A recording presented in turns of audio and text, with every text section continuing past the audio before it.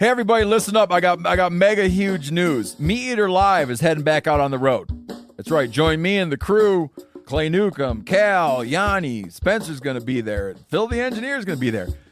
Meat Eater Live, headed back out. Now, when you get every ticket, okay, every ticket you buy, you get a signed copy of our new Meat Eater Outdoor Cookbook. This tour is celebrating the release of the book. Buy a ticket, get a signed copy, Meat Eater Outdoor Cookbook, wild game recipes for the grill, smoker, camp stove, and campfire, which I'll point out is a $38 value. Here's where we're going to go.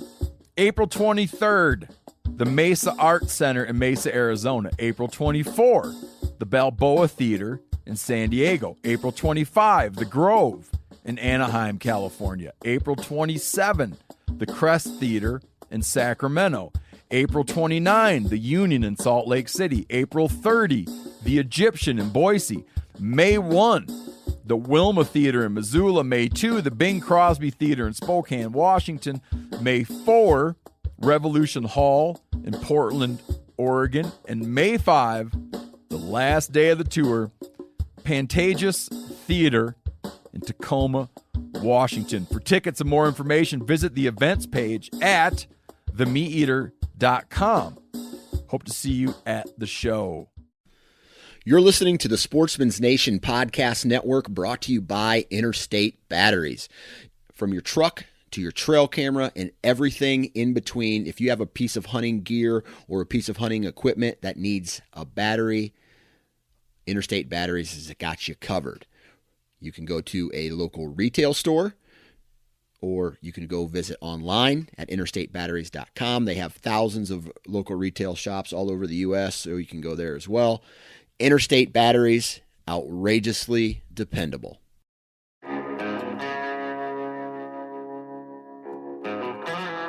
My name is Clay Newcomb, and I'm the host of the Bear Hunting Magazine podcast. I'll also be your host into the world of hunting the icon of North American wilderness, the bear. We'll talk about tactics, gear, conservation, but we'll also bring you into some of the wildest country on the planet, chasing bear. This last week, I had the opportunity to be on a pretty cool platform for the outdoor industry. Yep. I've got Colby Moorhead, the Bear Tech, here with me. We're going to give kind of a little preamble to the podcast, but last week, well, it was actually, we recorded it back in July. Colby. Yeah, we've been waiting on this. Yeah, but it just came out this week, which August 26th, I think is when it came out. But I was on the Meat Eater podcast with Steve Rinella, which was cool. I really follow everything that Steve does. Follow his Netflix series, Meat Eater. Follow the podcast. Follow what they're doing on social media. So this was a big deal, personally a big deal for me to be on the podcast.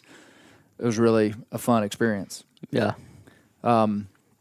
So you can check out that the podcast. Tell them what the podcast is called, Colby.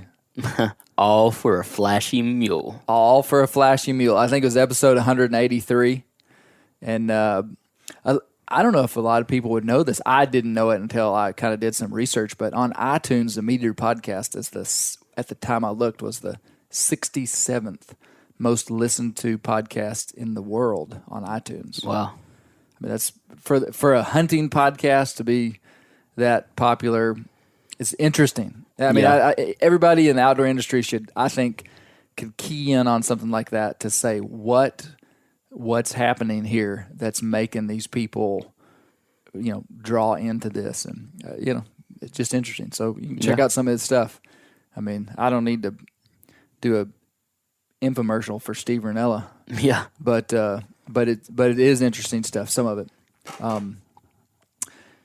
but this podcast, the Bear Hunting Magazine podcast, my boys last night, I told them about Rinella's podcast being in the top 100, and they said, "Dad, is yours in the top 200?" And I said, "No." Yeah. And they said, "Is it in the top 500 in the world?" I mean, they were just certain. Mm-hmm. And I was like, "No." And they were like, "No, Dad, your podcast has got to be in the top 500 in the world." I mean, they were just like floored that. Yeah. And I said, "No, boys, it's not." But Shepard was like, But it's getting there. It's getting there. It was it's like getting really there. loyal to the the cause here. But what we're going to talk about on this podcast, I think the conversation that we had about the actual fundamental aspects of baiting bear, like how to, that we nerd out, Colby, about baiting bears with two of the best guys that I know in Arkansas. Not to say there's not more, but these two guys that I had on here, Jason Liles and my longtime friend Ryan Grebb, good bear hunters, been baiting bears serious for a lot of years. They both have a lot of good insight. And so this podcast probably has as much tactical information about what to bait with, when to bait with, baiting sequence, where to set up a bait site. Yeah, we covered a ton of stuff. But why I'm doing this preamble like this, which is a little bit longer form than we usually do, is we didn't get into at all, like the foundational aspects that I think we've all got to have on the tip of our tongue in 2019 as we're trying to not defend. I don't want to be on the defensive, but we're trying to educate ourselves on why we do what we do. I mean, this hunting lifestyle that we live, it has to be fueled by an understanding that we can articulate of why we do what we do. And I think a lot of guys would perceive baiting bears simply as just an effective way to hunt. It's like, this is an easy way to hunt. And obviously with baiting bears, there's a ton of misperceptions. Charismatic megafauna, putting out food and bait for charismatic megafauna, people could look down upon that. But what I want to say is that, and this is what I said to Ranella, and part of the reason it's connected to this is we talked a lot about baiting bears and using hounds on the Meat Eater podcast. Yeah. And so the foundational aspect of baiting bears is that anywhere it's legal to bait bears, that is a core management tool for the game agencies that have the data, that have the science, that know the habitat, that know how many bears there are, that know how much their bear population is growing every year, and they know how many bears need to be taken out every year.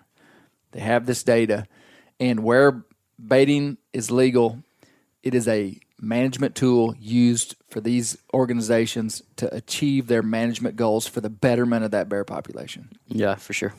I mean, that's a fundamental aspect. So it's not just like, well, they have lenient game laws in that state, and so they allow baiting. No, that's stupid. That's not the case.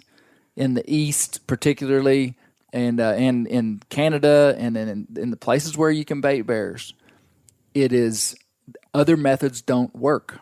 Yeah. Prime example is Arkansas. Our bear season was reinstated in 1980 after like a 70-year gap, from 1927 to 1980. And for 21 years, from 1980 to 2001, all you could do in Arkansas was basically spot and stalk hunting bears. And every year they killed less than 50 bears. In 2001, finally the science, the data, the expansion of the bears, they were like, we got to take more bears out of the population. They said, we're going to do that with baiting on private land. Baiting is highly selective. Perhaps hound hunting and hunting over bait would be the most selective way to hunt bears. Like you're getting pictures of this animal, and we're just talking about baiting on this podcast. So you're getting pictures of these animals. You know what your target animals are. Bear comes in close range. He's standing there for a long period of time. You're able to evaluate that bear's age, the bear's sex, the bear's size, all this stuff. You're able to evaluate whether it's a sow that has cubs because you're watching, you're looking, you're evaluating her. And so it's a highly selective way to hunt. And that's the way people have to view it. Number one, management tool. I'm pounding it into the ground here. Mm-hmm. Number two is that hunting over bait is one of the hardest ways that I hunt. I spend more time and energy baiting bears than almost I do anything. Yeah. I mean, it's a ton of work. So this idea that hunting over bait is easy is ridiculous. Yeah. Absolutely ridiculous. It should be expelled from people's minds that hunting over bait is just the easy man's or the lazy man's way to hunt. Just not true. Mm-hmm. Anybody that says that has never done it. I challenge. Now, granted, people may have gone on outfitted hunts over bait. and come back and go, well, that was easy. Well, it was easy. It was an outfitted hunt. Yeah. Somebody that has killed bear over bait, that has done it themselves, will never say that it was easy. Now, the hunting, I mean, yeah, you might have a bear come in the first day and you may kill it, but there was a host of work behind that. Yeah. So those are the things that I want to say as we come into this, because we're going to nerd out for an hour and 15 minutes about the tactics that we're using for baiting bears. Super good stuff. But Yeah. What do you think? I like it. Am I pounding too hard into the choir? I don't think so. I mean, even when I went on my outfitted hunt, I killed early, and so I went out with the outfitter just to see what it was like, and it was a lot of work. I came back drenched in sweat. Yeah. And it's not easy. Yeah. Even in my limited, exposure to it. Yeah. Yep. Well, hey, you're going to enjoy this podcast with Ryan Grebb, Jason Liles, and myself, and that's it. Before we get into the podcast, I want to bring your attention to our friends at Northwoods Bear Products. In this podcast, you're going to hear us talk about the way that we use commercial scents. And you're going to hear these guys talk about their preferences and what they're doing. Do us a favor. Go to Northwoods Bear Products Instagram page. Give them a like and a look on Instagram. All right. It is time for bear hunting. There's still time to get commercial scents if you're baiting bears and it's legal in your state. Like we said last week, some places you can't bait, but you can use scent. So check your regulations and check out Northwoods. They've got all kind of scent attractants, and these are the things that we're using. And northwoodsbearproducts.net. It's August 26th, and in 2 days here in Arkansas, we can start baiting bears. In Arkansas, we can bait bears 30 days before the opening of the bear season. Bear season opens on September 28th, fourth Saturday in September. Usually, the last 2 years, the fourth Saturday in September has been in the early 20s of September, which is way better. Way better than late September.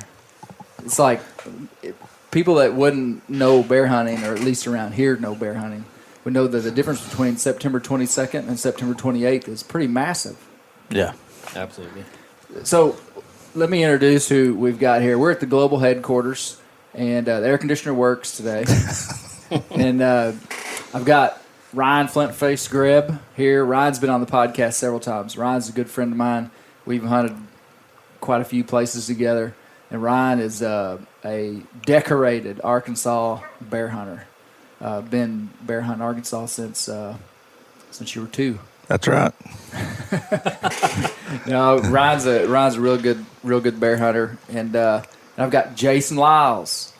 Jason's new to the podcast, but man, I've known you. I feel like I've known you for many years, but more like internet buddies. Yeah, I mean, about the past 3 years, probably. Yeah, probably so. And no, Jason's hooking me up in the squirrel dog world. Right? Oh, is that right? No doubt. Yep. He's a good tree dog man, coon dog, squirrel dog. Yeah. And the pup we got is your wily mountain cur dog is a grandsire. Yes. Is that correct? Yes, that's right. Yeah. The pup goes back to a man named Todd Coles. Goes back to some of his bloodline, Yeah. and then the dam to your pup is out of my mountain cur Wiley, That's right. and another female that I used to own that my buddy Donnie Yeah. Presser owns. Yep. Right on. Yep. Yeah, so Jason's helping us with the squirrel dog world, in the squirrel dog world. But Jason is also a decorated Arkansas bear hunter. You know, the bear world in Arkansas really seems to be pretty small. It's growing. When I say small, like in Arkansas, we're killing less than 500 bears a year. Mm-hmm. So the northern zone in Arkansas, there's a I believe now it's a 300 bear quota. Can't remember. They raised it 50 bears. Again, They raised it this year 50, Oh, really? 50 bears. I didn't see that. That's my understanding. And then the other zone, there's no quota, but typically they're killing less than 150 bears a year. So really not a lot of animals. And so we've been baiting bears in Arkansas since 2001. Okay? I've made this claim on the podcast, but I've never made it in front of two decorated Arkansas bear hunters. I claim to be the first Arkansas bow hunter to legally kill a bear over bait as soon as it was legal in Arkansas in 2001. Because at the crack of dawn, at the crack of dawn on October the 1st, 2001, my dad was wearing his white T-shirt because he still hadn't put on his camo. He had just climbed up the tree. He was going to video for me. I was in the tree. He was like 8 feet off the ground, like for whatever reason, closer to the barrel than me. I don't know why we decided that. He was going to film this bear hunt. And he's just like glowing like a light in this tree. And I see this bear coming up the ridge. And it was the first bear I'd ever seen in a hunting situation. You know, I'd seen bears like cross the road and stuff. Right. And man, it was a fascinating scene to me to look off down this ridge, and it was still twilighty enough that you really couldn't see the bear's legs move. It just looked like it was just floating, you know, like this black blob just floating. And I mean, it just came right in. I didn't have my release on. Put my release on. The bear walks right in. Dad, I think the camera's still on the ground, like on a rope, you know, and shoot this bear at 20 yards. Bear runs off and gives the most dramatic death moan that a bear has ever made in all of history, I'm quite certain. And you were hooked after that. I was, and me and my dad, our jaws dropped. I mean, we were just like, holy cow. We didn't even know they death moaned. But, you know, that story, I have told it several times. I walked up to that animal. I was 21 years old in 2001. I walked up to that animal, and I knew nothing about it. That was the dominant feature of the hunt for me, was I was fascinated by this incredible, beautiful, magnificent animal, and I knew nothing about it. And that's kind of what set me into the bear world. But to go back to my claim, and I'm gonna, can either of you dispute this? Did you kill a bear before then? Well, what you didn't know is I was just down the ridge and I'd passed that bear 10 minutes before I got to you. Well, then you were hunting on national forest, and that was illegal. Maybe so. Now, so did you kill a bear in 2001? No, I did not hunt over bait. Yeah, in 2001. you're just a rookie. Yeah, Just a rookie. 2002 though. 2002. Yeah. Now, when did you first start hunting? 2003 was the first year that I tried baiting bears, and it was late. I started like October, and You didn't get started till season got going. right, it was muzzleloader season. I was like, I'm gonna give this a try. Didn't work out at all that year. Yeah, but yeah. 2004 was the first year I actually put some effort into it. Started baiting 30 days before season, and opening morning, got him. Nice. Big one. So my claim still stands. My claim. You win. Okay. No. What I want to talk about on this podcast, though, is I want to go from zero to informed for people that were listening about how to bait bears. Because it would seem that it would just be easy. People that have never baited bears, even hunters, would think baiting bears would be relatively easy. But what we've found and what I've learned, and I've learned a ton from Ryan Grebb, I really have. What I've learned is that you got to do a whole lot of stuff right in order to be successful year in and year out on older, mature males, or big bears. A lot of people can go out and have a crack, pretty good opportunity at a subordinate bear, but, you know, seasoned hunters, us guys wanting to chase the more mature bear, whole different animal. You got to do a ton. The way I say it is you got to do a ton of stuff right. Right. And there's a lot of, it's not just one thing. It's a lot of things. And so hopefully in our conversation today, we can just cover, I want to hear from both of you guys about kind of just your sequence of baiting. And let me tell you the questions that we're going to answer. And these are the questions that I get all the time is, what do you bait with? I'm going to go through the questions and y'all can help me remember what the questions are. Sure. What do you bait with? What's the best bear bait? That's a question.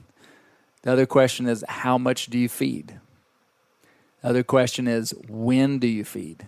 Because there's a lot of options. I mean, there's some places where you can bait bears year round. Mm-hmm. There's some places where you can bait bears just a week before the season starts. We're working with a 30-day time period, which is actually pretty good. Yes. There's some places, I'm pretty sure there's some places where you can't start baiting until the season actually opens. I mean, so you put out bait and then you can't even start before the season opens. Really? And so what to bait with, how much to bait with, when to bait with, and the question that most people don't ask that they should be asking is, where do you bait? Like, because in a landscape, if you were just looking at the landscape of Arkansas or a landscape of any place, there are going to be locations, even on a micro scale to a macro scale, that are going to be way better for attracting bears in the daylight. Because that's the thing. You could put a bear bait out in the middle of an open pasture, and bears would probably go there during the night and not have any trouble. Yeah. But you're probably not going to kill a good bear out in the middle of a pasture on open. I mean, those bears want to be in secluded places. They want to be in places away from human contact and activity. Shaded. They want to be places that are shaded, places where they feel secure, and so even the way I say it is, even on a 40-acre property that maybe is all 100% wooded, like you would think, well, all this is the same. There's one place on that property that's the best. I mean, for killing bears, whether it would be higher on it. So I don't want to get too deep into it, but those are the 4 questions we're going to answer. Okay. So Jason, what do you like to bait with?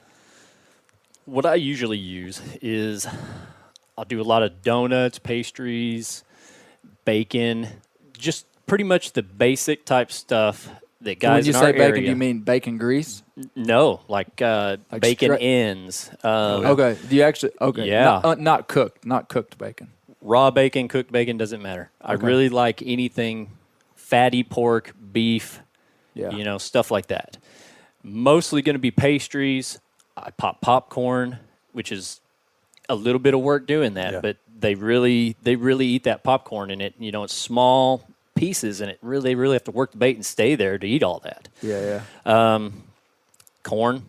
I do a lot of corn. Deer corn, like you'd buy. Straight up deer corn, but I've kind of come up with a secret to that is I make these barrels. I've got these barrels. They're smaller, about 25, 30-gallon barrels, and they're tethered out with a chain or a cable, and they're usually a snap top lid, so you can get them open easy. Yep. I drill 3 holes in one side that are about 1 inch max, and I fill that barrel with the corn, and I use maple syrup, and I stir that in. Okay.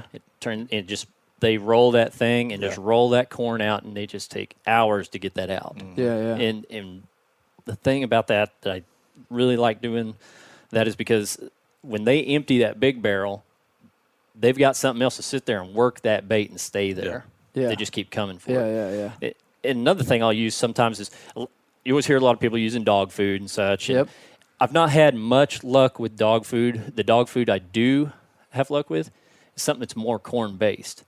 Like a lot of times you go down the co-op and you get, there's some discard bags of dog food. I've seen where the bears will roll that barrel and roll that dog food out just to get the other stuff and leave that dog food. Yep. But there's certain brands of dog food even just that are more basic, less meat-based probably, more just like corn. The cheaper stuff. The dirt cheap. Like if you go to really, have you had that experience too? Yeah. The cheaper stuff is better for bears? The stuff that has mostly corn for filler, those bears like that better. You mix that with syrup, and it's just like they're just crazy over it. Yeah. Just go nuts. So let me ask you a couple of questions. You said something there that somebody might not understand in terms of the philosophy behind what you're doing.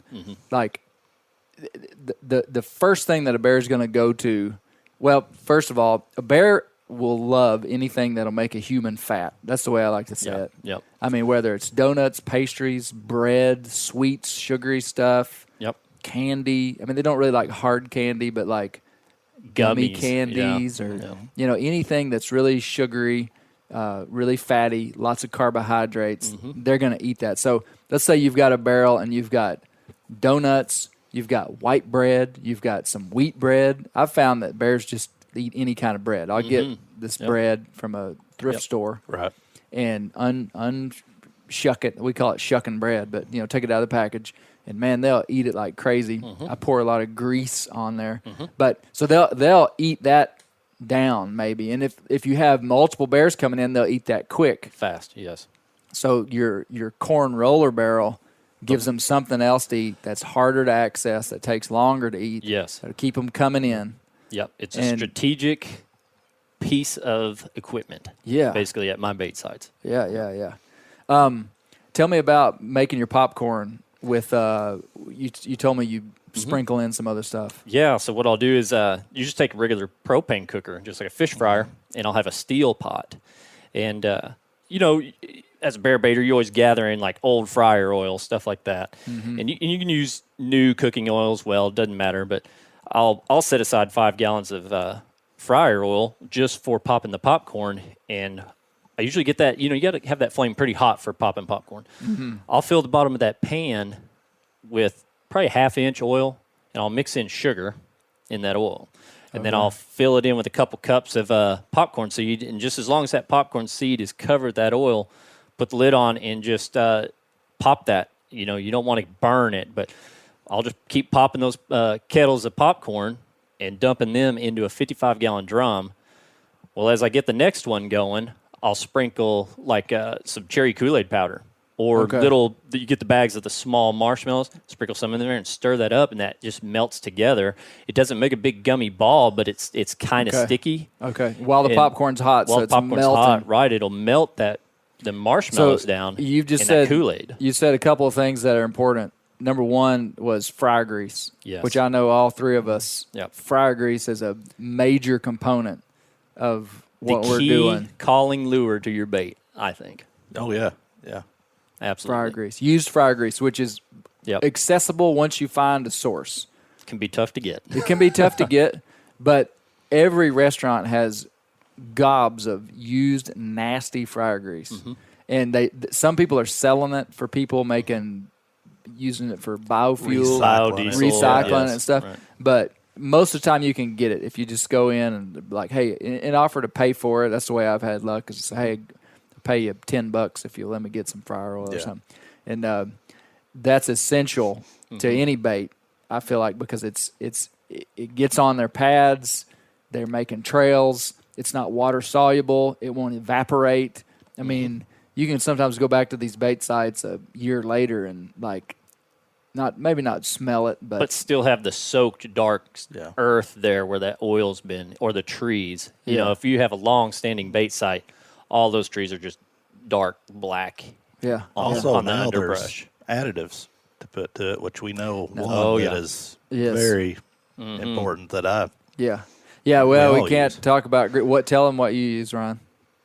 As in the additive? Yeah, I mean the specific Gold Rush. Yeah, Northwoods Gold Rush. Yes, absolutely. And it's have you used that, Jason? Yeah, that's all I use. Really, Northwoods Gold Rush. Yep. It's killer. Describe it, Ryan. Just a concentrated butterscotch, and it takes maybe an ounce, 2 ounces per, 5-gallon bucket, and it smells like pure candy, and It does. So it takes this. It takes your fryer grease, which fryer grease has an odor, but it's not like a super strong odor, and it makes your fryer grease have a super strong odor. Oh yeah, and they carry it with them everywhere they go. Yep. And use it in liberal amounts. Sling it, like I say, pour it around your bait Absolutely. sites. Let the bears roll in it, step in it, just sling it way up in tree trunks and the foliage. And so the most of these fryer grease additives, and there's multiple companies that make them, but we're using the Gold Rush, and it comes in an 8-ounce bottle. It's like $36, but that 8-ounce bottle I think it will treat 40 gallons of grease. Yep. Now I like to mix it hot. Yeah. I like to mix it a little hotter than what they say. So I'll probably get 20 gallons of grease, but still, that's quite a bit of grease. A lot of grease. That's a lot of grease. Yeah. So fryer grease. The other thing that you said was the powder sugary additives. That's good stuff. Good stuff. Yep. Because those Kool-Aid powder bags do produce a lot of scent, and you can mix those in, and just anything that is going to cause more scent to be there. Absolutely. And we can talk about commercial scents too later, because I use a lot of. I mean, aside from Gold Rush, there's lots of other just spray products and I powder found, products. some of these, mom and pop stores that sell like the out-of-date stuff, the big bulk bags of Gatorade, Oh, yeah. in different Yeah. flavors. I found that's worked. The powder. Really, oh yeah, the powder. Just mix it like you would the Kool-Aid. Yeah. Yeah. You know, baiting here in Arkansas, you got to be kind of resourceful. It's not we a lot of can't- people doing it, but there's enough people doing it. It can make it a lot of competition for getting your bait. Yeah. And so last year, I came across a lot of good bait. You probably remember seeing those pallets of stuff I got on the trailer. Yeah. There was a pallet of raspberry jelly buckets, bulk on that, and Nice. that worked really well. Yeah. Anything berries, blueberries, raspberries, blackberries. Yeah. They loved that.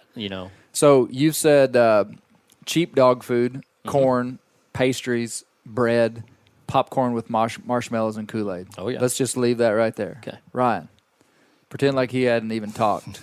No, I'm being serious. Like, I want to hear from Zero your baiting strategy.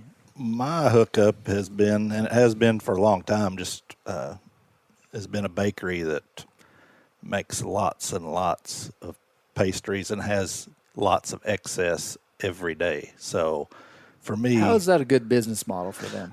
I don't know. I've asked them that. If They say- he gets tons of donuts, and Yeah. I'm always like, man, they should make less if they Yeah. want to make more money. Well, they say, before it's baked, there's actually not that much material there. Oh, I'm I like, see. I see. You got a point. But no, I can get 250, 300 pounds of pastries every day. Wow. Are you going to share some of that this year? I've got people knocking my door down Well, all the you're time. going to share it with me, though, right? Right. Because I'm your friend. Yeah, I brought you one donut. It's in the truck. He took a bite out of it. Yeah. But that's usually my mainstay. But like you other guys, we whole corn. I usually grease it down, is what I do with the Gold Rush in it, and Like how much? Let's say you got a 55-gallon drum full of corn will hold 300 pounds of shell corn. yeah, So give somebody an example of how much grease you would pour on that. I've never filled one whole. I've got some roller barrels, Okay. and may put half a 5-gallon bucket, 2.5 gallons on it. Really soak it down good. I've got a metal pipe feeder that's been there, practically growed into the tree where I changed it 15 years ago, and fill it up. And every once in a while, I try to stay away from the meat products now. Used to, I do a lot of beaver trapping, and used to do it for the county down there. But I'd say beaver carcasses, but you have to have a hot bait. Lots of bears coming in. Yep. Seems like the bears in this area want fresh meat. Absolutely. If it starts to get at least rancid, then you've got a mess on your hands. And see, that would be different than Canada. Yeah, In Canada and some of these northern places, the nastier the beaver, the better. Yeah, and that's strange. I don't know if it's just because maybe it's a little more cooler up there, not as humid or something, but down here, I think it's just resource availability. I mean, in the far north, there is less stuff for them to eat up there. yeah, And I mean, they're just taking advantage of any protein they can get. Right. Down here, these bears have a lot of options. oh yeah, yeah. I think it's just that. Just this year, every strain of oak tree is loaded. There's walking sticks, katydids, tons of pokeberries. Persimmon trees are loaded. Yep. Blueberries did good. Blackberries did good. Yes. Lots of blackberries. So, they've got more of a smorgasbord down here, maybe compared to the In far time north. frame, Yeah. these bears down here are staying awake for 10 months a year, That's right. 9 to 10 Yep. months a year. Yeah. Northern bears are staying awake maybe 6 to 7 months a year. But, back to what I was saying, my main core of my baits is pastries. Yeah. So, Any other little tidbit secret things you do that you've never told me about? not really, You've been holding out on me. I can see it in your eyes. no, I try to keep as much there as possible. I don't know if that's something y'all wanting to touch on right now, but, I have, That'll be the next thing is Okay. how much. But Now, you did use some Asian food that you were getting there for a while, didn't you? Yeah. Or it didn't work very good? Yeah. Friends actually worked for a guy that has a Chinese restaurant down there in the town where I'm from. And, boy, every night when they'd empty buffet, there'd be 5-gallon bucket or more of Chinese food. I'm like, man, that Bears ought to tear that up. Fried rice. Yeah. Yeah. I poured it out, and you come back, it has not been touched. They Wow. will, where I'm at, they will not touch anything spicy. Right. It's strange. Wow. So I actually had to shovel it up back in some I bags. see. I forgot the story. I was thinking that it was that it worked. Oh, no, It didn't work. not at all. Jason, have you ever put out something that did not work? Oh, absolutely. What? One year, I got they use it as filler for cattle feed. They'll take cereal, and you'd think bears, they love Lucky Charms and, Captain Crunch and stuff. But they pulverize that cereal into like a powder, almost like rice bran. And I used that and mixed it in my roller barrels with corn and syrup and stuff. And I had to dump it out. They Even did with the corn? They would not touch that barrel with that. It immediately went from that roller barrel being destroyed to the point where they had it caved in on the side. They were rolling it so hard. To the week I put that out, Just quit it. Quit that particular barrel, and just kept emptying the 55-gallon drum nonstop. Okay, here's my story. Yeah. One time I thought, well, bears leave our baits to go to mass crop, right? Okay. Nuts. Yeah. So I brought home like 200 pounds of almonds, Oh wow. Yeah. and they were seasoned.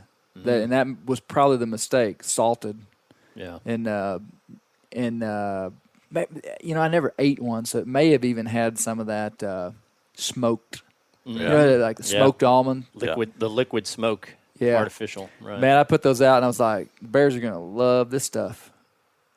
They would. I touched mean, it. they would walk circles around it, to get to bait. I mean, Yeah. they didn't want anything to do with it. Yeah. Wow. So you find stuff like that when you're baiting bears, and I think regionally that's going to be the case. It is. Say as, me and Carney got them big old pallets of Skittles last year. Yes. I dumped out 3 or 4 or 5-gallon buckets of Skittles. Did not touch a single one. Carney dumps them out up here where he's from. Can't find a single one left. Same thing here. Is that right? Yeah. Did- You used Skittles last year. Remember, I tried to give you Yes. a few cases of them. They were a pain to unpack. Yeah. Because they're in little Well, it's packages. Melted a lot too. Yes, yeah. The bears at my bait did like them. A few miles up the road at my buddy's bait, wouldn't touch them. And I'm sure some of the same bears were probably visiting both those bait sites. Yeah. Yeah. But, yeah. So I think the point is that before you commit your life to one single bait, you better make sure that it works. Absolutely. Yeah. I think bears get conditioned to stuff over the years. Absolutely. I think that maybe you could go back and put out Skittles this year, or maybe if you'd have, it is just theory, but sprinkle them in a little bit here and there rather than all at once. Like maybe they would gradually move toward. I know it's like that when guys feed rice bran with deer. We can bait deer here in Arkansas. Some people put out rice bran. Sometimes the deer won't eat rice bran for weeks. Right. And 'Cause then they don't know finally, what it is. one of them starts eating it, and they're like, "Oh, this is basically corn." Yeah. But so before you just commit to anything, you got to know that they'll eat it. But the one thing that they will not turn down is breaded pastry stuff. Absolutely. I mean, I think that would be like the core of probably most of what we're doing. And popcorn related stuff. I've seen them be finicky with popcorn at times, but Yeah. most of the time they're going Right. to hammer the popcorn. Yeah, absolutely. Let me talk about what I do with my baits. Bread and donuts. Number one, I'm going to have one full barrel packed. I'll jump in the barrel, stomping it down of bread, donuts, pastries of any kind that I can get. As I'm putting it in, I'm putting in oil on top of it. Yep. It layers. I'll put in 10 inches of bread, pour oil, 10 more inches of bread, pour oil. Just kind of make sure it gets evenly distributed. I'll have a roller barrel. Just last year, I started using a roller barrel, and Ryan does that. And that was major. And I'll put a full 300 pounds of corn in there, and I've got about 6, probably 2-inch holes at the bottom of my roller barrel with a 55-gallon Just drum. above the rim of the bottom. Yep. Okay. Just at the very Yep. bottom, low as I can get those holes. Yep. That's what I did. And I put an eye bolt in the barrel Right. and put about an 18-inch chain on a tree. So, I mean, they can pretty much – they really can't Yeah. – it may be a 2-foot chain, but, I mean, they really can't just, like, roll it all around, but they can knock it around, and they do. And then the last several years, I've gotten bear bait from commercial bear bait distributors up north. Lucky 7 is where we got our stuff last year. I ate some of that. Yeah, you ate some of it. You like it? He had me backpack some into what he called a walk-in bait one time, and I ate probably 20 pounds of licorice behind your Yes. back. Yeah. You didn't know it. That's why you didn't have near the load when we got back in there. You're like, where's all this bait? Where'd it go? I thought you were loaded up more. Yep. Some of that stuff's good. It Now, was. and so what I've used when I've done that, and I'm not doing it this year, is we would have Pop-Tarts. We would have like the tops of Oreo cookies. So I just envision, or you guys would do it, but I'm describing this to people that wouldn't. Envision Oreo cookies without the filling, just little chocolate Wafers. Little discs, yeah. or vanilla ones. And then some years we've had ice cream cones just crunched up in a big, huge tote that probably weighs 800 pounds. Yeah, like sugar so cones. Pop-Tarts, cookies, sugar, ice cream sugar cones. We'll have big buckets of frosting, which work great. Oh, yeah. They have a couple years ago. Well, last year I got boxes of gummies, sour gummies. I thought they would have a hard time with the sour gummies, and I think they did at first. The first time I baited, I just poured out a whole 40-pound box of sour gummies on top of this barrel, and they didn't hardly mess with it. And I was like, doggone, they're not going to eat these things, and I'm going to have all this bait. But soon enough, they started eating it, and they ate it all. Yeah. And then, man, we've had a lot of different stuff. But the frostings and those,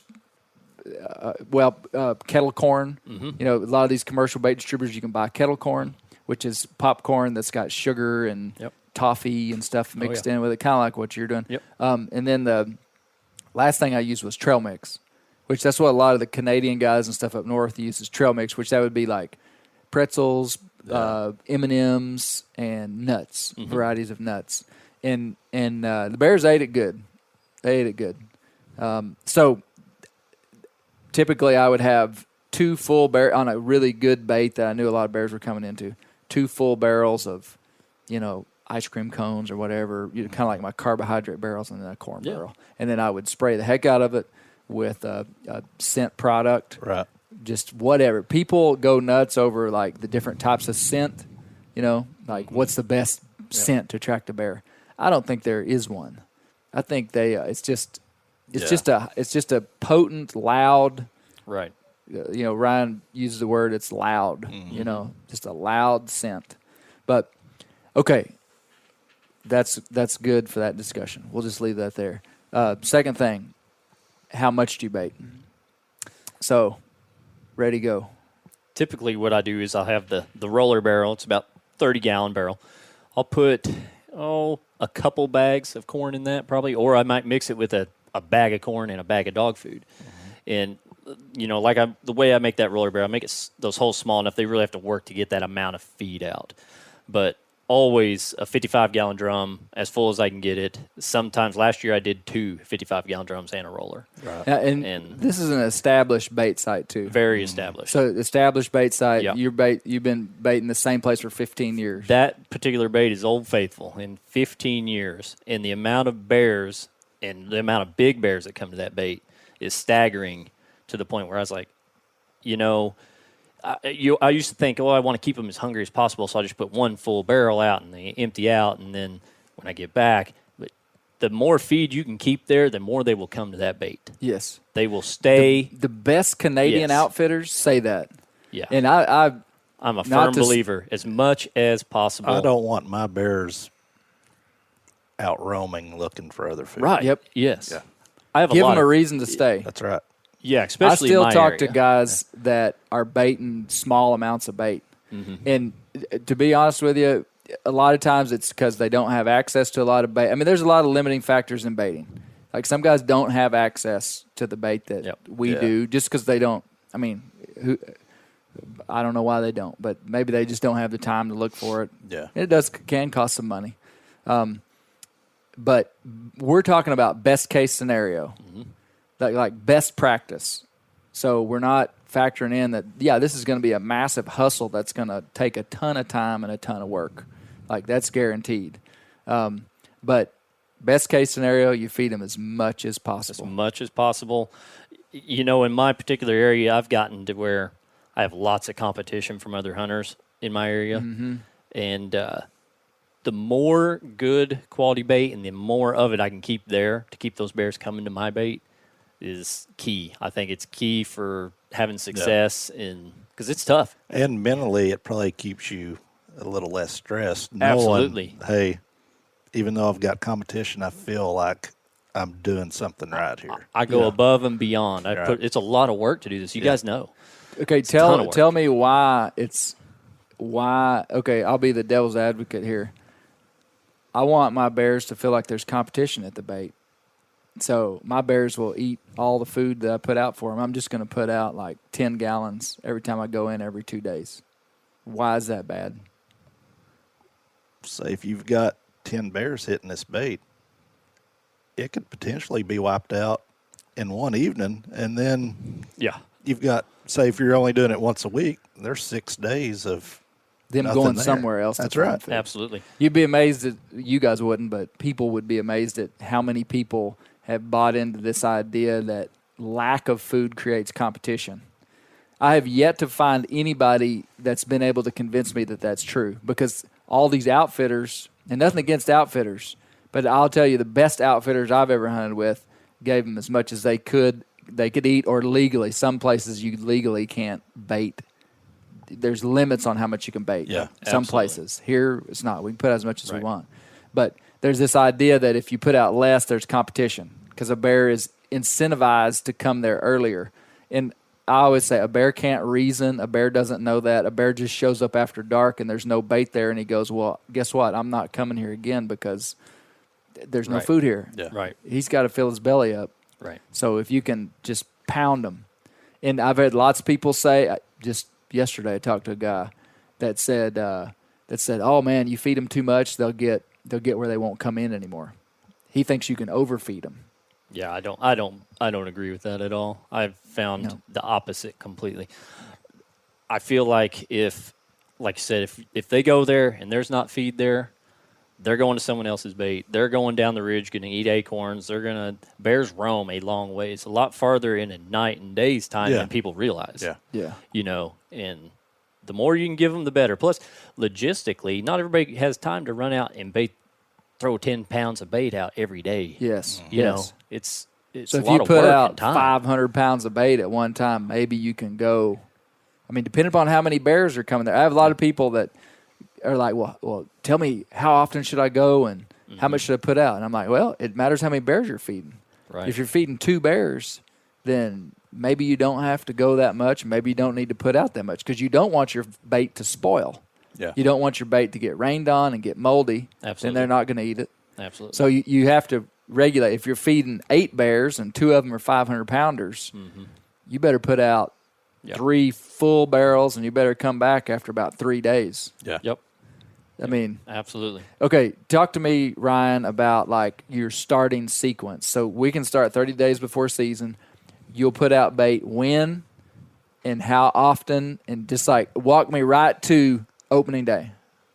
Well, for me, you know, I'm sure it's different scenarios for different people. Say if you're got an established bait, you know, say it's Jason or yourself, that there's already bears living in the area. You know, there's bears visiting it before you even get there. So you could probably go in the first time and not bait it super heavy. I mean, but if you know they're there, why not? But for somebody that's finally going out for the first time and going to try it and say, I want to see if there's something here, don't load that barrel. Don't or put 2 out barrels. 500 pounds of bait. Because more than likely it's going to ruin or go stale or get rain on it and just go sloppy. But for me, say my main bait down south, you know, I will fill 3 barrels plumb full, and a big pipe feeder probably hold 50, 60 pounds of corn. But and sling the grease with the additive to open up the bait. And so you do that, and then when do you come back? Well, that's something else. Now you've got the cell cameras. It will let you know when that bait is empty. Yeah. You can tell by looking at the bait barrels in the pictures if they're empty or what's left on the ground. So that is a good tool versus having to go back and pull cards and see. So, say if, I have run my own company, work for myself. If I say I baited on a Saturday and I see it's empty by Tuesday, I will take the time away from work to go down Tuesday to put bait in that. Yep. Some guys can't do that. They're punching the clock. So Yeah. may just have to do it on a Saturday and go to the next Saturday. Yeah. But, So break it down even simpler. Well, let me say what I typically tell people is that put out bait 30 days before season. yeah. Come back in 5 days and check it. Mm-hmm. Assess how much they ate, and I'm just trying to break it down real simple. Come back 5 days later. Assess what they ate. If they ate it to the ground and there's nothing left there, then put out more bait than you did and come back in 3 days. Yep. And more than And likely, assess it. there's going to be new bears picking up All the time. all the time. All the time. And basically, usually what I do is the closer I get to season, the more I come back. Right. And I get to where I'm coming back about every 3 days. Mm-hmm. But I'm putting out a lot of bait. You got to put out a lot of bait if you're feeding 10 bears for 3 days. Yeah. And the closer I get to opening day, I might get to where I'm coming in every 2 days. I mean, is that how would you do it, Jason? Oh, the same way. What I typically do is I go in there and I'll fill the bait as full as I can get it on the established bait. If Yep. it was a brand new bait, I might do half of a roller barrel and fill the main barrel up, Right. and because typically a bait that's not established, it's going to take till about midway through the month of baiting to really get a good number of bears on there. But the established bait, I fill it up max capacity.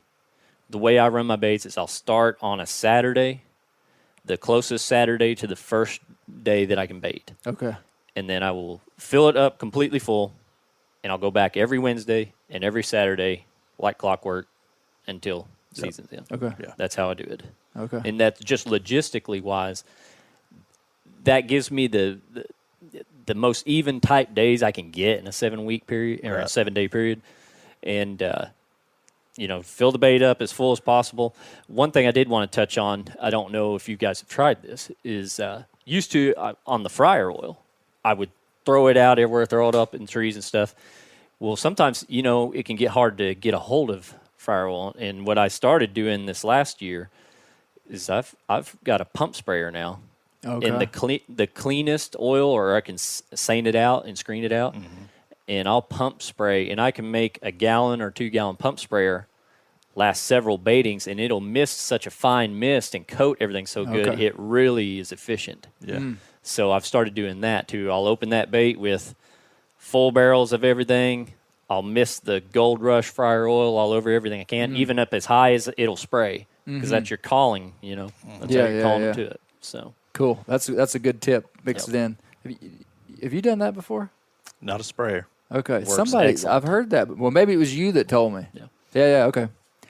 Okay. So the idea is that you just need to keep that bait full, depending on how many bears are coming in. A lot of guys are traveling. Yeah. A lot of guys like here are coming from the Delta, or they're coming from some place 2 or 3 hours away. So they're really trying to pry information, like, well, how often do I have to go? Yeah. And so I try to break it down, and I, just kind of give them a system. And so if somebody has questions, maybe they could just message us somehow if we've missed something. My third question was, what was my third question? What do you bait with? When do you bait? Location. Location. Let's talk about location. To me, location is probably the most important part of the equation, because not all bear sites are located are created equal. I mean, massively. You could be in a great bear county and have a location that was not very good. You could, people ask these kind of questions about, well, I'm in such and such county. That's a good bear county. That means I got a good spot, right? And I'm like, well, it may. I mean, it's a good start. Yeah. But there's different locations that are going to be better. Describe to me not where it's at, but just kind of like the features of some of your better baits, like what's around them, what makes it good, or why do you think it's good? Well, I'm going to tell a little story of how I got my first the really good bait that I've ran for 15 years. Back in 2003, when I started Did you have baiting, to shoot a guy to get it? Is almost. this involved? It was like very a close. Homicide? It came very close to possibly Because me Ryan getting did. shot. That's how Ryan got his good bait. I'll have to hear this. Right. I'm just kidding. It can be hard to find locations to get permission on if you don't own property or know someone. We can only bait on private land in Arkansas. Right, correct. And so I just happened to be, I was just out looking for places I could bait. And I saw an old guy sitting on a porch out in the mountains and stopped and talked to him. And he's like, I saw a bear the other day. He's like, I don't think there's very many bears here, but you're welcome to try to bait. And he has 123 acres. It's a small place. It's split by a county dirt road, as a matter of fact. And at the time, I wasn't really thinking about strategic location, but this property taught me what to look for because of the amount of bears and big bears I have routinely. It just gave me the knowledge of knowing where to put it. So anyway, started baiting that year, and I mean, he's just like, well, there's probably not many bears here. The first year I had several large bears, and so I started bringing him photos, and he's, man, I can't believe all these bears that are here, and you never see them. They're secretive animals. So what it is you've got this big valley with the road run in the center, and then it runs up to two large ridges. And they're running north and south, both those ridges are. And it had been logged probably 20 years earlier. And so it is the thickest, steepest, briariest stuff, blackberry brambles. I mean, you're crawling on hands and knees to get through it if you're walking and if you're trying to get off the hillsides. And it's steep and rough, and it runs down to a lot of creek bottoms with locusts, thorns, and a lot of saplings, just the thickest, darkest, nastiest stuff you can be in. Yep. And that's where those bears live. They like thick cover where they can be secretive and hide, that has lots of food. There's lots of hickories and acorns on this. It was all blackberries, so those bears live there. They were just there. It's close to national forest. It's surrounded by national forests. Okay. So it's, there's not a lot of pressure just directly around it. Yeah. And so, but these bears are living basically in this big bowl that is just plumb full of nasty briars and blackberries, and it's steep and nasty getting down to it. And so I try to set up my bait when I'm looking. I want to be able to place that bait where the prevailing wind will carry the lure and the scent to where the bears are. Yep. And generally, there's probably bears all around that particular bait, but the majority of them almost always come from the northwest to that bait, and that's down in that nasty bottom. That's where they live. And so I try to set it up, and it can be really – I have a lot of trouble with the wind, the swirling winds. It's really, really difficult there. But get a redneck blind. I hunted out of a redneck ghillie blind last year, and it helped quite a bit. Did it? It did. And now that – get a real one. I know. You'll kill every bear in the woods. It's on the agenda. But, the prevailing winds is – predominantly here we have southwest winds. Yeah. And what's tough the last few years is we've been getting a lot of easterly winds about the time season Early opens. Season, it's kind of been weird. It's been bumping. It's like the fall is coming a little sooner now, according to when our hunt actually begins. Yeah. But well, that's a good description of where it's at, and I think the key thing, at least for here, is close to national forest, and that. In other parts of the world, that may translate just into it's in bear territory, and these bears want to be in rugged, remote, unfragmented wilderness is a phrase that we use a lot, which technically wouldn't be no human intrusion. Right. 4-wheeler trails. Right. And see, our bears aren't in ag country. There's parts of the world or the continent where they are. That bears are feeding in places where there's our human activity, but here we're not. But and so we're trying to get into the most remote places that we can, and then like on a 120-acre farm, like you're trying to find a bait site that you can drive a truck to. Yep. I would imagine. Yeah, on or an old logging road or an ATV. Yep. But you're also trying to get as far. I bet you're trying to get as far away from the county road as you can. Absolutely. Am I right? Yeah. Because that bear's not going to want to come up within 75 yards of a main county road with people coming up and down on open day of season. Yep. I mean, you're probably trying to get as far away from that as you can. Quarter mile minimum if possible. I like to be in there, and that's straight up the mountain on the very top of the ridge, because that way you can carry that scent out there. And you'd rather be up higher than lower? I prefer to be as high as possible, just for more stable winds. Yeah. You know. Well, that's a key. I think. Yeah. I mean, down low, unless you've got a redneck blind where you can have 100%, and redneck blind doesn't pay me a dime. They should. Yeah. And good scent containment. Absolutely. Yeah. You could put a bear bait wherever you wanted, but because you said the bears are living down low, but you're hunting up high. Yeah, and I think that's key. Because absolutely. I've watched them. I put my stand as close to the break of the hill as I can, because it drops off so steep that keeps my scent traveling way up high. Yeah. And most every bear that has come to that bait, or that I've taken at that bait, have come up from that bottom. I think a high bait too is better for scent distribution. Absolutely. Oh yeah. Yeah. Because see, you're not hunting there 24 hours a day. Because if you think about scent distribution, it's also distributing your human scent. But think about the thermals coming and going off the top of a mountain. Yep.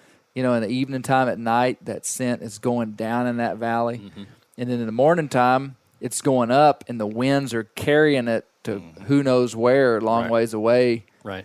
One thing that Jason said that I'll bring up is that it's best to place a bait in a place where the prevailing winds are going to be blowing the wind towards where bears are. That statement works in some places. And the example that I had was one time I had a piece of private land that was like on the border of big national forest. So on, let's just say to the north of this property was all civilization. I mean, it was cattle farms and roads, and behind it was big national forest. Well, there was a ton of bear in the big national forest, but the prevailing wind was blowing my bait scent into civilization, and I could hardly ever get bears to come in there, even though it was right on the lip of this huge, nasty canyon that I would look down in, and I mean, there was like big national forest, and I was like, there are bears within a half mile of here that don't even know this bait's here because, and I was waiting for a north wind, which never came. I baited that spot for 5 years and never could draw bears there, and I should have been able to. And if that bait had been on the other side of that national forest, where a southerly wind or southwestern wind would have been blowing into that, I think I'd have drawn every bear out of there. Absolutely. If that makes sense. Yeah, absolutely. So describe your good bait, Ryan, or what you look for in a good bait. Well, I just looked into the place I'm at.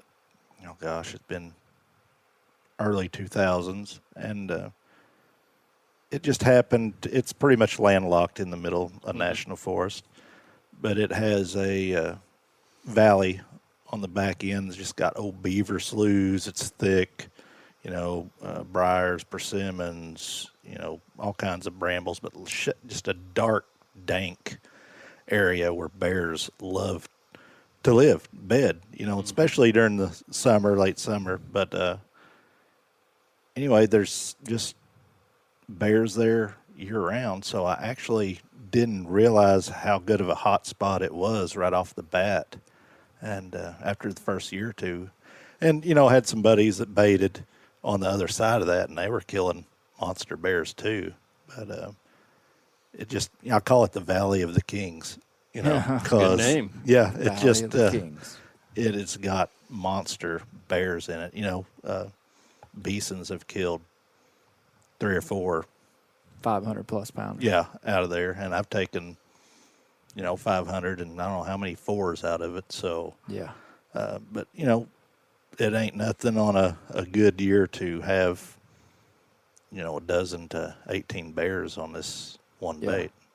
But, I just try to get as close as I can to the national forest. Just happened to find a location that was suitable for a stand, and where I felt like the bears, would want to travel, not have to think twice, feel comfortable coming into it. But, it's just like Jason said, it's the seasons are changing. You're going to have south winds, north winds. It's just, but, more or less on a west wind for me is going to take that scent into where the bears are living. But I've also got food plots on this property up on the top that I plant lots and lots of buck forage oats. So all these acres of oats go to seed, and all summer long these bears are living there eating seed tops off this. So usually when I go in to bait, they're there just pretty lickety split. But it's got no human intrusion, no roads close. But it's hard for the average Joe to find a piece of ground like that. We all know that. So guy might find a Deltic lease that's 80 or 100 acres that's pure pine timber, and you know how hard it is for bears to stay in pine timber a lot of the time. But it has to have some big hardwoods close, water, crevices, shade, just nasty tangles.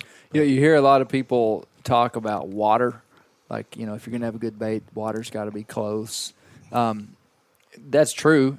If bears are eating that much food, they've got to be drinking a ton of water. But I don't find water to be this is the one thing I don't understand about that argument. Because any bear baiting article you're ever going to read, they're going to say water is a must.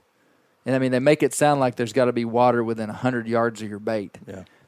I mean, it's great if there's water within 100 yards of your bait, but I don't find that to be necessarily true because water's not the limiting factor. Well, most people think, it's got a pond on it. Well, that'll work. Well, bears really don't utilize ponds that much. It's got to be a seepage. Smaller. Right, and you might not know it's there, and Right. And animals will use that. Around here, there's water in a whole lot more places than you would realize. Yeah. Now, what you're saying, though, I mean, bears they will use a pond as a water source, 100%. And now, I had last podcast, James Brandenburg was on here, and he asked me what kind of water sources bears are looking for. And I told him, I said, I don't think a bear cares whether he's drinking out of a mud hole. I remember one time when I was hunting with my grandpa, bird hunting quail dogs, and I watched a bird dog run up to a water hole and drink just the muddiest, nastiest water. And I said, does that dog not mind drinking muddy water? And he said he could care less. Yeah. He's just thirsty. I mean, but I think they probably find themselves utilizing more of the smaller water sources in more secluded places. But point being, water's good, but or at least around here, water's not a limiting resource. Yeah. Right. Most of the time. Yeah. Okay. As we're closing down here, what would you say to somebody that was, and even take it out of Arkansas, because around here, the limiting factor is finding private land that you can hunt. Right. And we ain't giving nobody any tips about how to do that. That's a joke. It sort of. No, it's just the same way you'd find private land for deer hunting. Yep. I mean, get out and knock on doors, use your apps. I mean, these new apps are almost cheating for finding landowners. Yeah. And if you want to find a place to bait bear, you can find it. Yeah. It's hard. I mean, we've been doing this now in this part of the world for almost 20 years. Mm-hmm. And so, I mean, like, a lot of the good spots are taken, but there's good spots still out there that just are waiting for the right relationship to be built. Yep. And there's leases and different things that people can get on. So I'm joking about that, about not telling people how to find private land. But let's say they're in Idaho and you can bait on public land there. Right. Yeah. Give me like a 1 minute. Like, what would you do to start a brand new bait? 1 minute, Jason. And I'm going to ask you the same thing. I would look for not necessarily location. Okay. Bait. Like, just say, if I just want to slam a bait in real quick. Just like, what would you put out? You'd say, I'd take a 55-gallon drum and season's open. I can hunt as soon as. Yeah. What would you do? pastries, bacon ends, dog food, and maple syrup, and fryer oil. And you'd put it in a 55-gallon drum. Put it in a 55-gallon You drum. put up a trail camera. I'd put up a trail camera. Would you put up your tree stand before a bear got there? Absolutely. I'd go ahead and just make that bait site hunt ready. Maybe even How far would you put your stand from the bait? 20 yards max, probably For bow hunting? 15 to 20 yards. Yes. Okay. Yep. Okay. Or as close as I could get to that particular bait and still have a good wind for what I thought. Yeah. Yep. Okay. What would you do, Ryan? Same scenario. I mean, like you say, you want to open it up, some food, pastries, dog food, corn, but definitely the fryer grease additive, something to get the bait started. Use the air to your advantage to do that. But like you say, go ahead and put that stand up and have that location turnkey for not have to tinker around anymore. This is kind of going backwards, but let's talk real quick about starting a bait, because that's a critical component, is getting bears to your bait. And I'll give one. Think of a tip for starting a bait. You get one tip. Okay, I'll give mine first. Okay. Tip for starting a bait is to do a drag. Mm-hmm. I once had a bait that I put out that was in a good spot, and I'd actually baited it before and had a couple bears come in there the year before. Put out a bait, expected bears to be right on it, but they didn't show up. A week later, I went back, and nothing had touched it. And this bait was down low. It's the only place I could hunt on this place was down low, which I didn't want to be down low because low's bad for scent distribution. Yep. And that's exactly what I found. Yeah. Bait was low, no bears. And so I came to the bait, and I wasn't prepared for this, but I had oil, and I cut the back of my shirt off, about a 14-inch strip, about 4 inches tall, and had a piece of rope, and I dipped that piece of the shirt into my Northwoods, my Gold Rush oil. Took a bottle of the Gold Rush, I poured the oil into like a 20-ounce Pepsi bottle or something, and I just took off down the creek, walking, just dragging that scent drag down the creek, and I drug it all the way till this valley opened up and where two other valleys met. And I made a big loop, and I probably went a half a mile one direction, but I got the scent out of that valley. Yeah. And then I poured the scent out, I slung the oil around, and then I came back. So I left this big drag. Within a day, there were bears there. Absolutely. So there's my tip for starting a bait is grease, but you could do a drag tip. I mean, you're basically covering point A. I mean, it's all about scent dispersal. That has to happen. So, I mean, like you say, I had a buddy a couple years ago said, hey, I'm in a prime spot over here in Oklahoma, and I've had it for 2 weeks and nothing.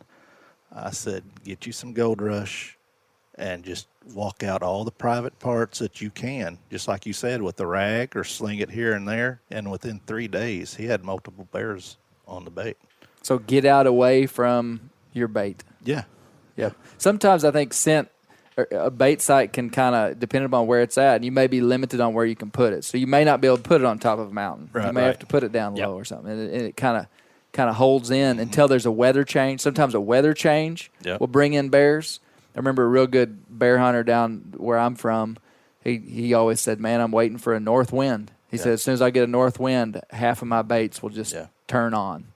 I mean, but it's about scent distribution. Yeah. But you can cheat that. You can cheat that with a drag. Yeah. Yep. Because you can take your scent to another place. I want to come back and say another. We'll do it. Go ahead now. You're going to take Jason's. Yeah, if you're going to open up a new place and you do have bears coming in, don't go in and put together a ladder stand. Not there at the location. No, I mean, if you feel like that there's a good chance there's going to be bears there, go ahead and have your setup ready. Yeah, and absolutely. Don't come back in there and tinker around, setting up stands, screwing tree steps, doing this, and this. That's the most unnatural thing you could do. Right. Yeah. Low pressure. That's right. Low pressure. Yeah. Well, we're going to talk. I want to talk about that. I want to talk about one more thing after this, and that'll be hunting strategy. But what's your tip for starting a bait? I'm going to preach to the choir. Same thing. The scent, the fryer oil is key. I think. I don't think you can have a successful bait, period, if you don't have the call lure there. Have you ever done a burn?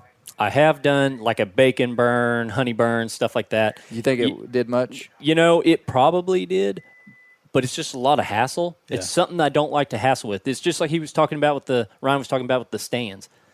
I don't want to go in there 10 days before season after bear's been coming and spend 2 hours there assembling stand, trying to figure out what tree to put in. I want it all figured out.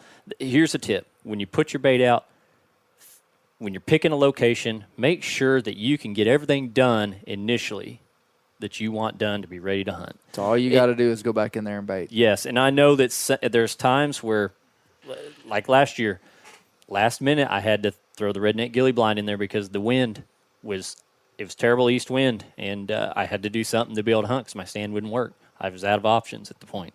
So it But worked. it worked. It worked. You killed a good bear last year, didn't you? It worked. Yep. Candace did, Yeah, actually. We had that bad cold front come in and all that rain. It just kind of shut the bait down. But, yeah, she took a nice 280-pound sow. You Big took one. a pretty good one the year before, though. Oh, yeah, 400-pounder. Yeah, color face. Nice chocolate bear. Yeah. 19 and 4/16. Yeah. Nice bear. Real quick, let's talk about hunt strategy, and I'll tell mine first. The way that I handle a bait is I want that bait to be a safe place for that bear, and I want to be predictable. If you are predictable, the bears will be predictable. That's right. I will now. This is best case scenario, and you guys may do different stuff than this, but I don't ever go into a bait in the evening time, like during peak feeding hours. Yep. Like I would rather let a bait go dry than drive into a bait at 7 o'clock at night and bump bears off of it. That's just the way I do it. And so I want to be, if I'm predictable, the bears are predictable. Yeah. If the bears are always thinking, is that guy, the bears know that there's a human coming in here. We drive our trucks right up to the bait. We leave our scent. Yep. Like they know, even big bears. Last year I killed a 550-pound bear in Oklahoma. Right. He absolutely knew I was there. He was out there listening to me, when I was unloading my truck. I mean, I don't think he was 80 yards out there, but he was probably across the valley over on the ridge. Very aware. He knew what was going on. Yeah. Very much so. And I wanted him to trust me like clockwork. And if I broke that trust, then his trust breaks. And all of a sudden, he is wary. So I want him to feel totally comfortable coming in there in the evening, in the daytime, and not be afraid that I'm going to drive in or I'm going to sneak in or I'm going to slip in. What I like to do, and I think this has been key for my success over bait, has been, because a lot of people ask, what do you do on the day you hunt? Because a lot of guys bait on the day they hunt, like drive into the bait and then leave a hunter and then go out. Yep. Keep it. That's not a bad thing. I wouldn't say it's best practice, though. To me, best practice, what I've seen is two things. I find that the day after you bait is when a lot of those big bears come in the daytime. Yep. If I'm in there at 1 o'clock in the afternoon putting out bait, They show up after dark. a lot of times the big ones show up after dark. Now, I'm not talking about 200-pound bears. He may be licking the barrel while you're still in sight driving away. Yeah. I'm talking about the big ones. I find that the day after you bait is when they are happy as can be because there's a ton of good bait, a lot of variety, and you've been gone for a long time. So I bait the day before season, and the day of season I slip in like a ninja, and I don't want them to think I'm there. That's exactly how I do it. Yep. Some of these guys want to get in on the bait before daylight. Not Yep. me. I ain't. It's tough. Yeah, I don't. You don't want to go in You there. only hunt evenings. That's probably the biggest thing that people. I want you to finish yours. Go ahead. I'm gonna interrupt you. Go walking in with a flashlight, knowing there's bears in the area, is one of the most unnatural things you could do. Right. If you're going to hunt the mornings, why not wait till daylight, ease down to it, and if there was a shooter bear on the bait, I mean, You could potentially get a shot. You could potentially get a shot, or you could just back off, and slip in the stand quiet. But, and You hunt the evening or the afternoon, according to what your cameras are telling you. When I get out of the tree, I shimmy down quiet. I do not turn on a flashlight till I'm a long ways from the bait. People say, well, that's unnerving. Maybe a little bit, but, if you've done it for a while, you know how it is. These Haven't bears, got eaten yet. Yeah, so That's scary, Ryan. I knew you felt that way. No, what you just said, I talked to a guy this week, Lee Walt. I'm going to have Lee listen to this. He'll do it. He got a spot up here that he can bait, and he was just like, what do I do? And I gave him a spiel about what to do, and he said, should we hunt mornings? And because he's hunted with me before, and we only hunted we hunted mornings. He knows I don't like hunting mornings. Mm-hmm. And I said, it all matters what your goals are. I said, if you've got a 500-pound bear coming in there every evening, don't hunt the morning. Yeah. Because you're going to bump him. Because if the thing about this trust thing is that if there's a human slipping in there on opening day at an unnatural time and you inadvertently bump that 500-pound bear, you've broke that trust big time. Even worse than driving in on him. And more than likely, it's not a mature bear's first rodeo, Yeah. in these parts, because they visit lots of different bait sites. So I told him, I said, if you just want to kill a bear, you could probably kill one in the morning. Just slip in after daylight with a good wind if you can, and crawl up a tree, you can probably kill one. But I said, if you had a 500-pounder coming in there, don't even hunt. Just sleep in and get in there at 2:00 in the afternoon when no bears are there for sure, and you can get in clean. Mm-hmm. So what do you think, Jason? I've got mixed feelings a little bit. That's good. Tell me how you've hunted the mornings. This is my experience on the Old Faithful bait is I drive right to the bait, and I'm only able to bait Saturdays and Wednesdays. Well, on Wednesdays, I'm driving a long ways from work. So I roll in there probably 10 o'clock on Saturdays, midday, and I'll put out a lot of bait. And like you guys said, the day after a baiting is usually the hot day. Mm-hmm. That's usually when most of the bears are going to pound the bait because there's fresh bait there. A lot of times they've been out for a day, and they're coming to check, and they've fresh scent in there. But in the evening, I'm not getting there till 6 or 6:30 in the afternoon. That's prime time. I'm glad you said that because I don't want to create a doctrine. I know there's other ways to do it than the way. And Ryan and I have talked so much, and I've learned a ton from Ryan. We kind of have this ideal doctrine of baiting bears. Sure. That's part of the reason I wanted you to come because I knew. Yeah. I mean, you're having to work and then go bait after work, so you're getting in there at 6 o'clock. I'm driving up there at 6 o'clock, bumping a giant bear off the bait. And leaving, and on the camera 45 minutes later, there's either that bear back or another giant. I mean, it's just so it's working for you. It works for me. I would prefer. I'm the same way as you guys. Before the day of the opening of the season, I want to have it baited up the day before, though. I mean, that's what I prefer. I don't want to go in there and bait it that day and then go hunt it. I want to be in there. If it opens on a Saturday, I'm going Friday. I'm loading the heck out of it Friday evening. Some of those bears will come at night, but the majority of them are going to come during the day or that next day because that's when it's prime and all the fresh scent's gotten out there. And, I used to hunt mornings quite a bit, and I killed 2 of my biggest bears in the morning. Did you really? My very first bear right after daylight. Drove the truck up there. We got out, got in the stands. My buddy drove it down, and at daylight I killed a 19.5-inch 400-pounder. It was the first bear I ever killed. Wow. Yeah, giant. And but I will tell another story is I had a friend drop me off at that bait at 5:45 in the morning because I wanted to get in there early because a lot of times a lot of my bears are hitting my bait in the morning time. Okay. And, just like 7 o'clock, 8:30 to 10 right in there. I get a lot of all-day action. But and it could have to do with where your bait's at. Right. Somebody else may not be getting that. Right. It's a good location, and they're there, and they're just visiting it all day, and there's multiple bears there. I had a friend drop me off at 5:45 in the morning. I had my little LED headlight on my head, and as he's driving the ATV off, I'm in the stand, and I can still see his headlights going off the hill, and I turn, and my light hits that bait site, and there is a giant standing in the bait. Wow. Literally 10 minutes after he dropped me off.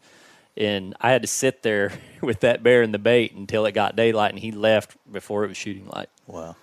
So, but at that point, I was like, I feel like What did probably that should- bear do after that? Because He came right in, stood there for a few minutes. well, I mean, like, were you able to kill that bear? No, he left. I was down to there was a hill. There's a big hill to my east, and the sun was coming up. It stays really dark, even on top of that mountain. It stays I so guess dark. my question is more, what did he do after that? Like in terms of did he keep coming in the daytime? Because I mean, what you just described is what we're saying don't do. I don't know because I ended up killing a nice chocolate bear that evening. I sat I'll there. be darned. I sat there Okay. for 13 hours. Never got Okay. out of that stand. Okay, So, well, that's a good answer. yeah. So you don't know. You I don't know if he I don't came know if he back. returned, and Okay. I pulled the camera that evening. Okay. So. Everybody has their trial and error, and there's certain ways to do it. But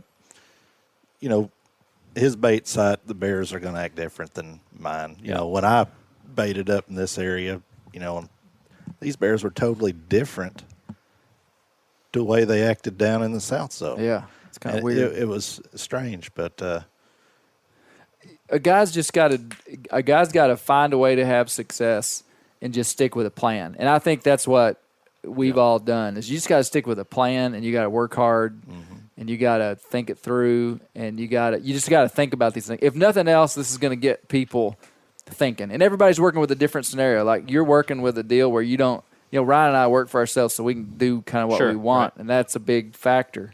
But most people are having to, might have to go in the evening time. Well, if you go in the evening time, be consistent.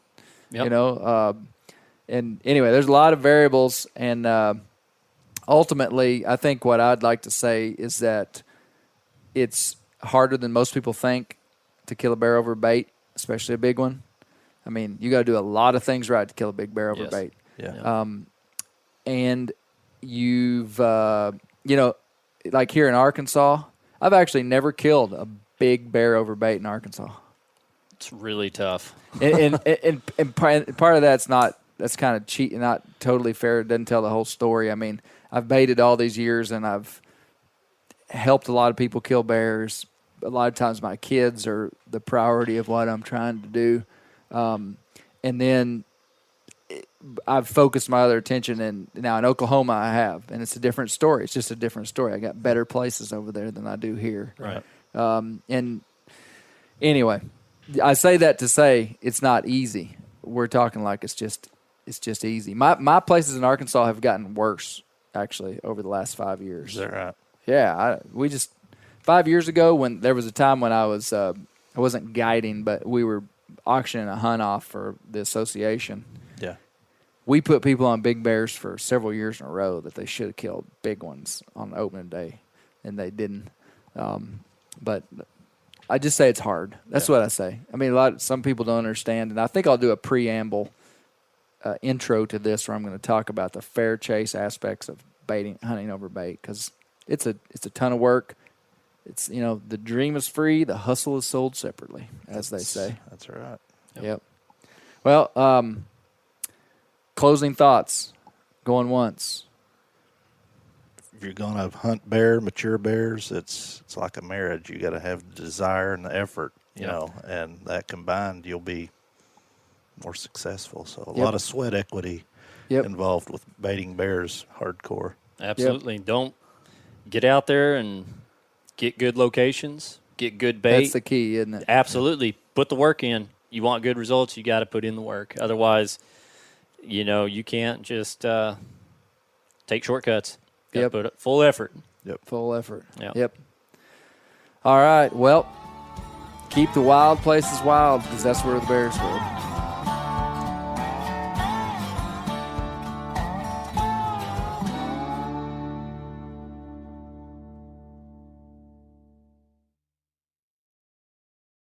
Hey everybody, listen up. I got mega huge news. Meat Eater Live is heading back out on the road. That's right. Join me and the crew. Clay Newcomb, Cal, Yanni, Spencer's going to be there. Phil the engineer's going to be there. Meat Eater Live headed back out. Now, when you get every ticket, okay? Every ticket you buy, you get a signed copy of our new Meat Eater Outdoor Cookbook. This tour is celebrating the release of the book. Buy a ticket, get a signed copy, Meat Eater Outdoor Cookbook, wild game recipes for the grill, smoker, camp stove, and campfire, which I'll point out is a $38 value. Here's where we're going to go. April 23rd, the Mesa Arts Center in Mesa, Arizona. April 24, the Balboa Theater in San Diego. April 25, the Grove in Anaheim, California. April 27, the Crest Theater in Sacramento. April 29, the Union in Salt Lake City. April 30, the Egyptian in Boise. May 1, the Wilma Theater in Missoula. May 2, the Bing Crosby Theater in Spokane, Washington. May 4, Revolution Hall in Portland, Oregon. And May 5, the last day of the tour, Pantages Theater in Tacoma, Washington. For tickets and more information, visit the events page at themeateater.com.